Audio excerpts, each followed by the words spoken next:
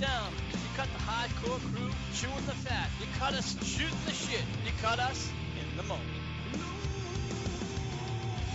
Well, guys, the match, I think, Sacrifice we're talking about is, we are in the moment, talking about tonight's pay-per-view, and the opening match was Bromans versus DJZ versus the Wolves, and this was a 3-on-2 tag team championship match, and there was a no DQ match to add on. It wasn't a bad match, so to speak. It was probably one of the better matches on the card.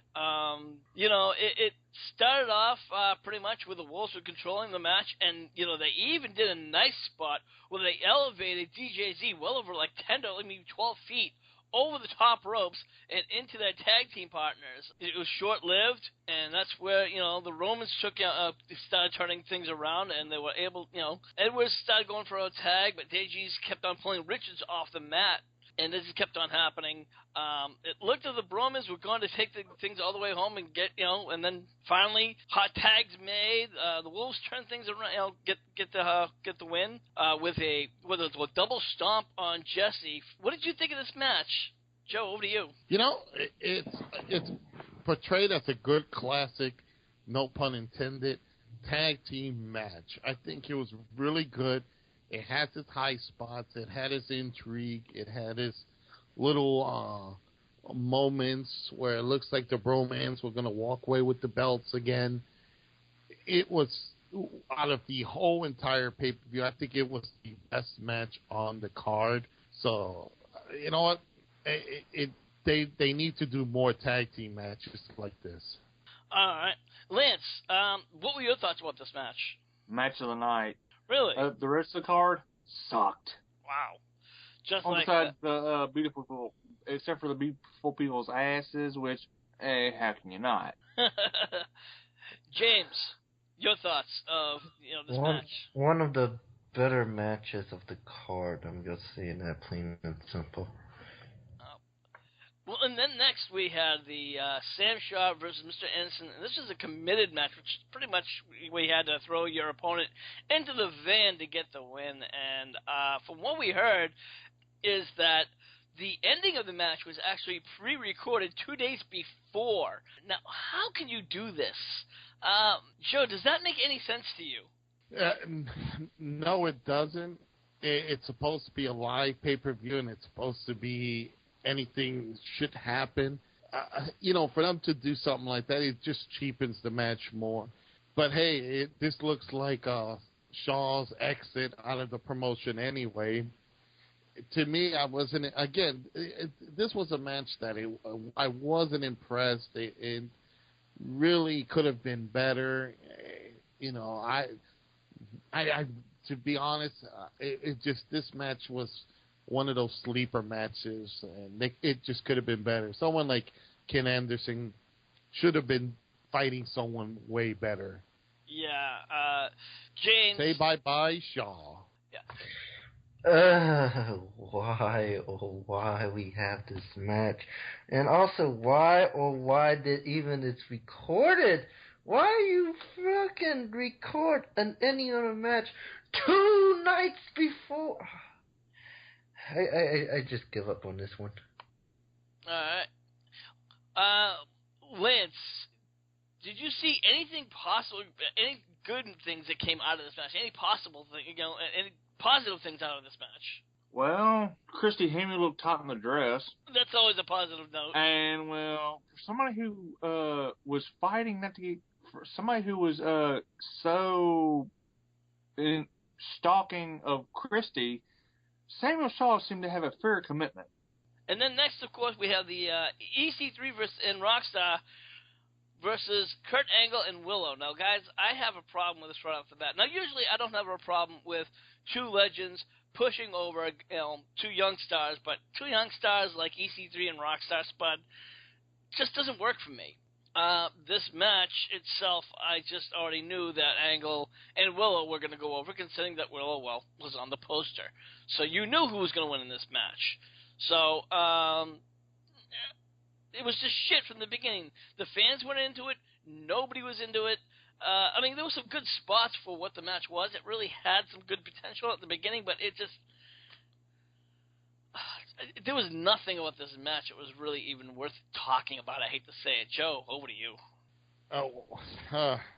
You know, Rockstar, my name should be Spike Dudley, Spud.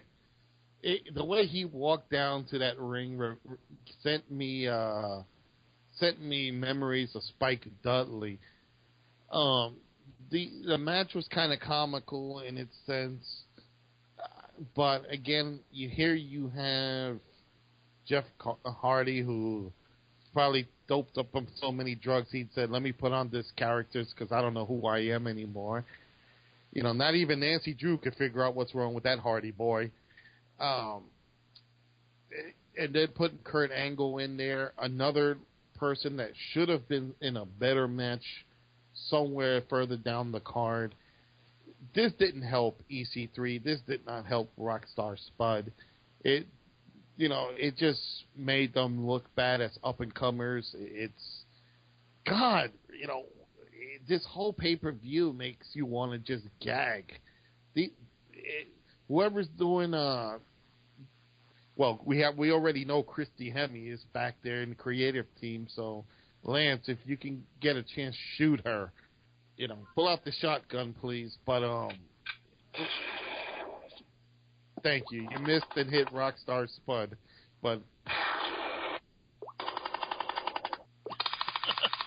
I think the only reason why she's in creative because I'm telling you, she's sucking somebody off.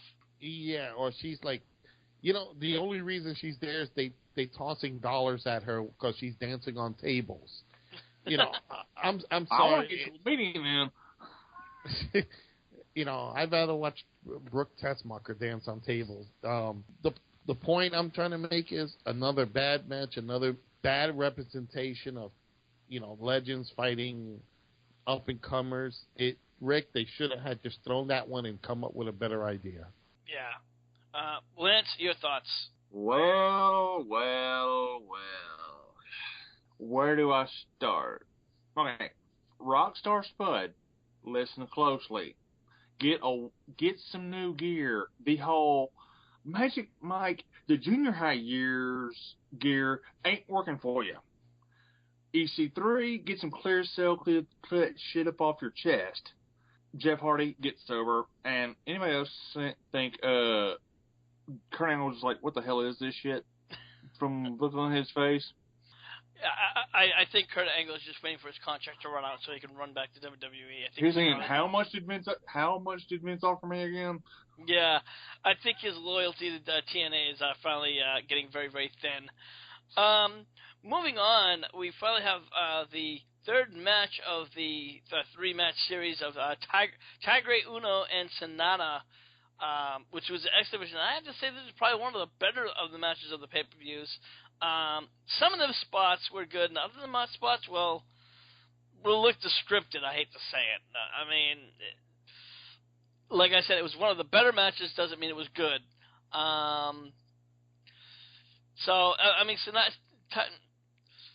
Sonata hit some kind of a tiger suplex, but of course, Tiger kicked out of it, and then Sonata hit some kind of a modified DDT. I don't know what it was. It was like a knee DDT or some shit. Yeah, I don't know what that was that he hit him with. Then he followed up with a 450 splash but missed. Sonata follows up with his own moonsault to get the match. Joe, your thoughts on this match? Any? I gotta say, it's the best choreographed match I've ever seen. They each I like the spot where Sonata just sat there and read a book while Tigre Uno was putting him in this move that we all were scratching our heads like, okay, what are you trying to do? It was like a half hour for him to put him in it. Yeah, he just, do me a favor, just sit here. I'll figure this out. Give me your leg here. This arm goes there. This was, it gave me flashbacks of, watching Rey Mysterio versus Psychosis, and those matches were good. I think these two, while they're good up and comers, you could tell they practiced their match 1,000 times before hitting to that ring. That's not bad, but it's also not good because then it looks so phony, and that's exactly what that match looked. Good, two good young stars. It's good to see, TNA, bringing in these international stars. I like the little promo that they did for Sonata with Japanese. I was waiting for Godzilla to walk past his window. But the whole match, again, it was mediocre. It was definitely practiced 1,000 times. And Rick, I demand my money back from watching watching TNA tonight. I pass it to whoever wants to take over. James, the fans didn't even look like they were really even behind this match. Now, whether it was because of the previous match or it was because they were just sick of all these other matches and they're like, look, we've had enough. What were your thoughts? I think it was more with the last two matches, let's say. I think, just didn't feel that this was going to be a good pay-per-view. That's why it was so silent. And, I haven't seen a crowd so silent since WrestleMania when they were all shocked that Undertaker lost the streak. But usually the X Division would help, but this one just wasn't one of those times. Okay, James, your thoughts of this match? Hey, you meant Lance. Oh, I'm sorry. Lance, your thoughts? Well, terrible match? Not really. Oh, just okay. Probably the worst of the three matches these two guys have had. Not saying it was a terrible match, it's just the other two have been better. That's about it. Rick, this whole pay-per-view, it looked like the fans were being held hostage in the building. They weren't into it even throughout the whole entire show. I wouldn't say they weren't into it because there were some spots where they really were getting into it. You could tell that some of the fans were getting into it. I wouldn't say that completely. Some of the fans were in some of the matches and some of the spots, but I think then there were other spots where it was like, all right, what's going on here? 1 minute you have us, and the other minute it's like, now you're losing us. So I won't say that completely. I think that's a little bit off key, but like this next match, we have Gunner versus Storm, which is the I Quit match, and this match again looked like the match was really going to be a good match, and it really had it. There was some really good spots. The fans were really behind it. Especially there was that spot where Gunner sets up the chairs, they set up the piece of the guardrail, and he does that suplex, the superplex, and it was like a really nasty spot. It was like, wow. I'm like, even I was like, holy shit, these are some great spots. But then he did the piece where he took a piece of the beer bottle and started grinding a Storm into it, and he says, I quit. I'm like, really? That was just kind of like a foolish spot to end it. Back to you, Joe. Here are two guys who are trying their best to make this match work. They had some good spots. It just looked like it took too long. They did, great high spots, hard moving spots, hard impacting spots. No pun intended with impact. And they were doing their best. They actually, if you look at it, they did not use a gimmick, a bottle. That was actually like a regular bottle made with probably little cracks in it to break. Because those were actual shards of glass in the ring that they were using. Sugar glass just completely blows up and breaks and becomes powder. These guys actually he bashed them with a real bottle.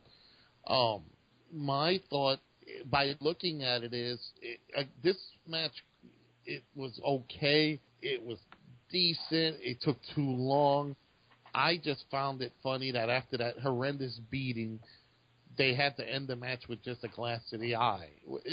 A throwback to classic I Quit matches where, like Magnum TA had a stick of wood in Tully's eye, making him scream, I quit. I think that was what they were trying to portray, and it just was too long. if they would have done it earlier and get the match out of the way, it would have been much more acceptable, in my opinion. Two good guys, two good workers. The match just looked like it on and on. And one thing, some of the fans in the front row enjoyed it. The rest of the fans were wondering, when are they going to let us leave the building? Probably. That's very well the case. Lance, your thoughts?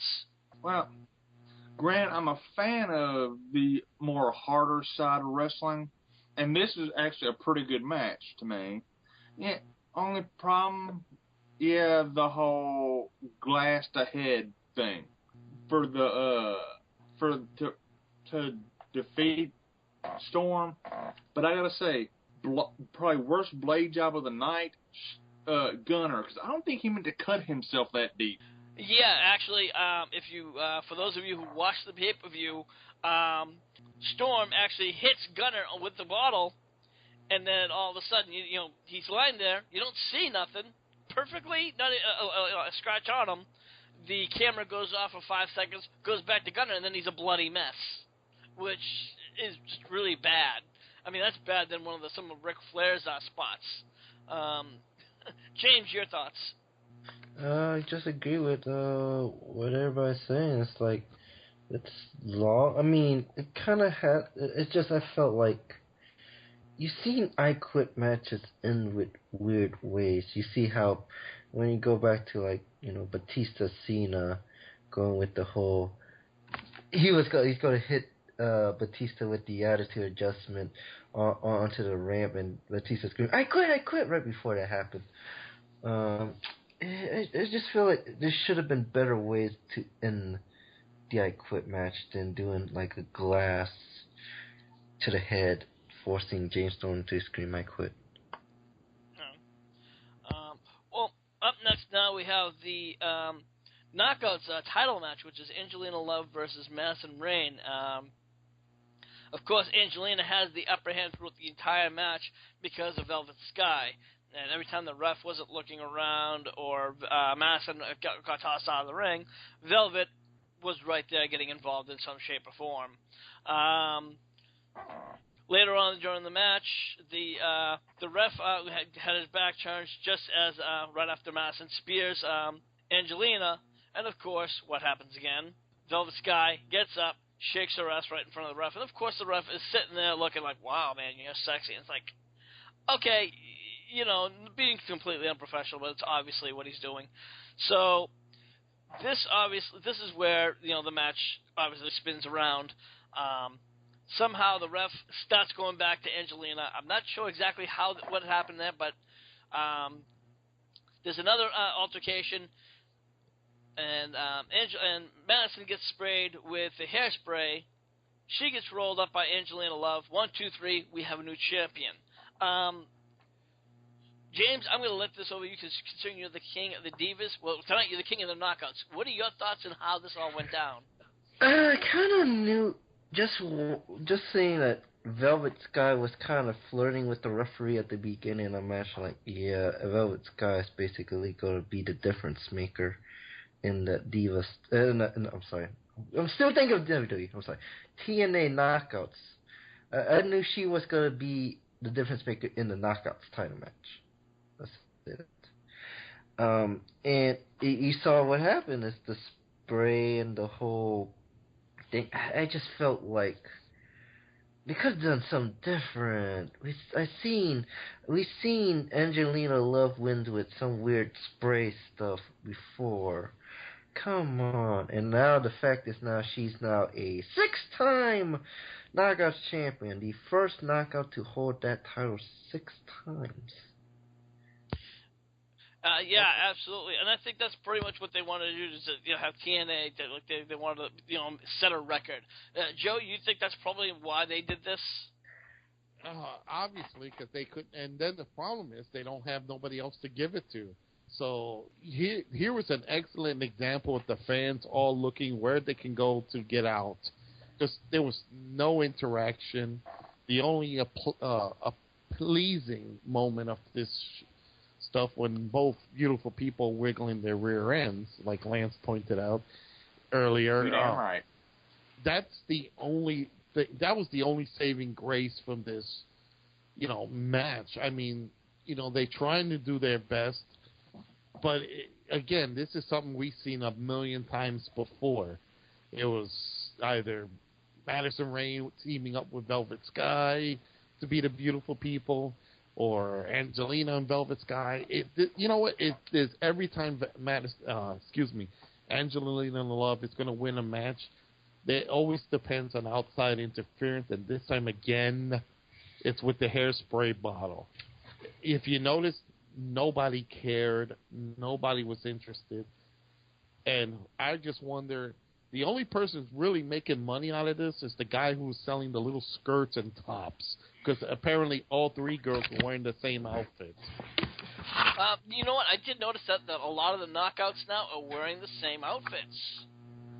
It's kind of I don't know if that is something that TNA is saying that you have to wear that you have to wear these outfits, or if that was coincidence, or what that situation. That's something to look into. Can I also say something else to this? Sure. Usually, with knockout matches on pay-per-view, they always been better than like any of the Divas matches that's in WWE, like on Raw or on SmackDown. This one ain't one of them. And next week, Paige is gonna fight Tamina at Extreme Rules. Is that gonna be a shit like it is, or will it be better? I don't know. That's something definitely to be looking into. But I hate to say it, but even the Knockouts division, which used to be one of the best, is slipping. Every division, every aspect of TNA is slipping, and I think we're seeing it here. Lance, your thoughts?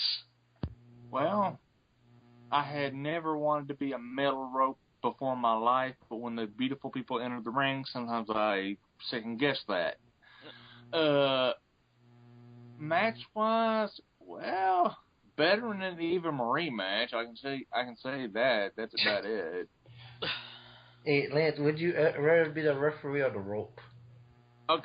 James, I actually have a question for you. When you saw Velvet Sky shaking her ass in front of that referee, how bad did you want to be that referee? You damn right I want to be that referee. Shit. Hey, I don't want to be the referee. I don't want to be the rope. I want to be the physician that has to check them. Please undress, miss. Don't worry. No. This is not fondling. This is just checking if everything is in order. Moving on, we go on to the Bully Ray versus Bobby Roode tables match. The match pretty much started off with both guys going back and forth, and nobody really dominating or getting anywhere. During the match, the ref goes down, and Bully actually puts Bobby Roode through the table with a powerbomb. Of course, the ref doesn't see it, so the match continues on. Bully then sets up two tables and puts Bobby Roode through them. So on top of him, rather. Excuse me. So you figure that's where Bully Ray's climbing up, getting ready to set him where he's going to do a big body splash.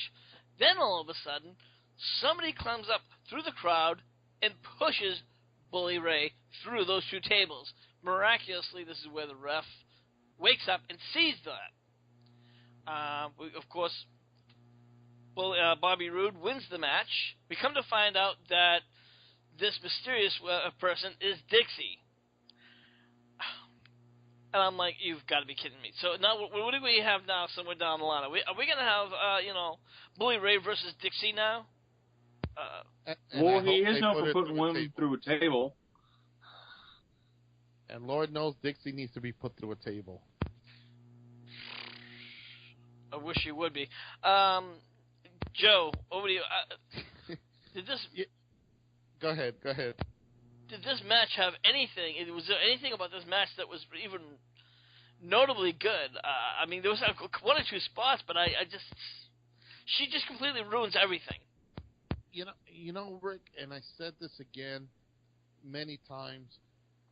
The talent are good if they were given proper direction. And on paper and even in the ring, Bobby Roode versus Bully Ray, it's a good match. They did some good spots. They went back and forth. there was that one botch, and fans rewind. If you had the courage to record it, rewind it, and you'll see where Bully Ray sets up to do his power bomb, and the referee is clearly away from. Even Stevie Wonder can see that the referee was away from Bobby Roode's boot, and he fakes like, oh, I got hit, and drops down. Was this intentional? Was this a botch that he was supposed to get hit before Rude going through the table? I don't know. But it just cheapened the match. Dixie coming out, pulling, looking like Harvey Wippleman. She came out. She did her little segment. And I think if you want to turn your company around, she should not be on TV. She should not be in storylines. Whoever's writing this in should be brought out in the middle of the street, dipped with honey, and let ants run all over this person. So, Rick, I think, a good match got spoiled. Now it's like, where do we go from here? Do we see Dixie come back and get put through tables? Or, Bully Ray outnumbered? I feel real bad for the TNA talent. This Titanic is sinking really, really quick. Right back to you. Yeah. I have to agree with you, and it's a shame because, like I said, this match really had a lot of potential. And you know what? The sad thing is we should have saw the signs because, you saw they showed the little vignette where, Bully Ray double-crossed Dixie, and you know what? I didn't even think about it. It didn't even... I honestly thought Bully Ray was going to win this one because usually they flip-flop matches where, Bully Ray loses and then, hey, he was going to win this one. But nope, not TNA. TNA wasn't going to have this one. So they made it all about Dixie, of course. James, over to you. Well, all I gotta say is why? That's all. Yeah. Lance? Well, when Dixie came out, I legitimately thought it was Spike Dudley. Yeah, I heard you say that. That's a Spike Dudley. You and me both, Lance. Speaking of that, James, I have a question for you. Have you ever been attacked by a ghost? Because I think your brother referee was. Don't compare me to a TNA referee. I'm sorry. Moving on. We finally get to the main event match, thank God, which is Eric Young versus Magnus. This is for the and this was actually a decent match. Great spots. Nobody really dominated in this match. Magnus hit the big elbow. EY kicks out. Moments later, EY hits his own elbow. Magnus kicks out. They both try their own submission moves. Again, nothing. Eventually Magnus gets frustrated and tries to go for a weapon, but the ref stops and says that ain't happening. EY hits Magnus with a pile driver and then follows up with later on with a second pile driver. He goes up, hits an elbow, gets the win. This was a very basic match, but it did what it had to do, and I actually liked it. And considering there was no real heavy botches, and it really didn't take as long as it should have. It was a quick and done. I liked it. Joe, what do you think? I think we lost Joe. No, I'm still here. Oh, okay. No, I'm still here. Just pondering my answer here. This was at least a good match out of the whole thing. It was no interference. They went at each other. They proved both men have skills in the ring. They're willing to go all out. It was finally nice to see a straight wrestling match without so many interferences. This proved to show that, like I said, the talent has the skill. They just need the proper direction. And, where does this leave Eric now that he's past Magnus? Does it take Rude? Do we get an Abyss coming back? I would like to see what's going to happen with EY next. I still stick to my gun and say EY should shave that beard. We don't need another Daniel Bryan. Right back to you. And you know what? You and I have had this talk more than occasion about that. We kind of agree to disagree at this point. I understand your points. It's a valid point, but I think TNA to some point need to do what they need. Need to pay attention to what they're doing and not worry about what the rest of the world's doing. Sometimes they can, feel that they are copying, but I also feel that sometimes that WWE's copying, and I think they just kind of tread on their own feet. Whether it's intentional or not, you never know. Lance, over to you. Well, definitely a very good match. Nice, clean finish. So people can't call Eric Young a paper champion, unlike, Magnus. All in all, it's definitely a match of the night candidate. Yeah, absolutely. James, your thoughts? This is a decent main event. I mean, with copying WWE, I just don't see it. I mean, yeah, he's an underdog, but I just don't see how. I mean, yeah, maybe copying the fact that there's a guy with a beard being a champion. I just don't know if I see Eric Young as a Daniel Bryan, let's say that. Well, you know what? Now it's time for you people, for you the listeners and subscribers, to put your comments. We want to hear what you think.